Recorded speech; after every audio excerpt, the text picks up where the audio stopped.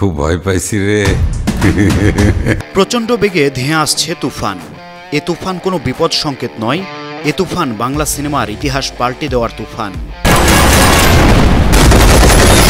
চলচ্চিত্রটির 1 minute 21 second teaser এমনই আভাস দিচ্ছে, বাংলা সিনেমার ইতিহাসের সব রেকর্ড ভেঙে লণ্ডভণ্ড করে দেবে বছরের সবচেয়ে আলোচিত সিনেমা তুফান।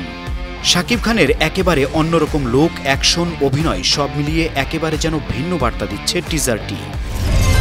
এখন থেকে পুরো দেশকে তুফানের হাতে তুলিয়া দেব।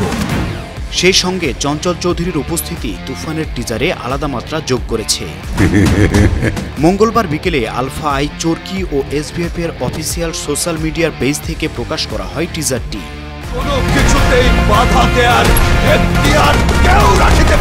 সিনেমাটির ঘোষণার পর থেকেই দর্শকদের মধ্যে অন্যরকম চাঞ্চল্যের সৃষ্টি হয়েছে। টিজার প্রকাশের পর সত্যি যেন বাংলার আকাশে তুফান তৈরি হয়েছে।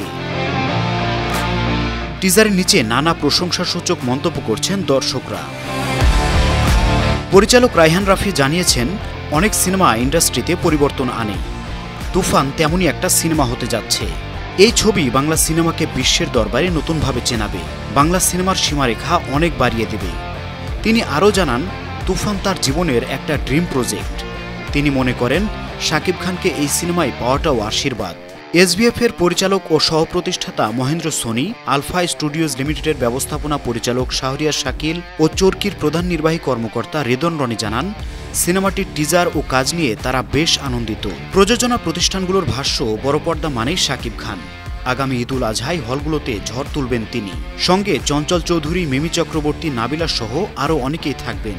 এর আগে তুফানে অভিনয় প্রসঙ্গে চঞ্চল চৌধুরী বলেছিলেন, রায়হান রাফি এ সময়ের প্রতিভাবান পরিচালক, অবশ্যই ভালো কিছুই হবে। News desk, 52 TV.